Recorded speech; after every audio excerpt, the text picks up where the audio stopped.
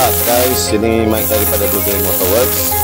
Ni hari ni kita buat lagi satu kereta F34 dengan N20 punya engine.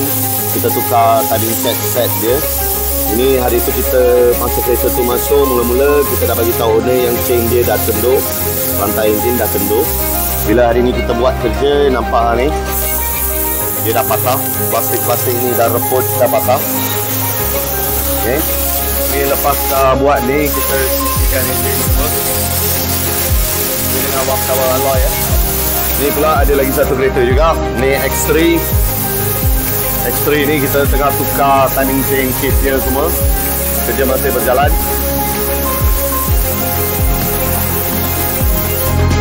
Okay, timing chain ni untuk N20 ni memang lemah lah.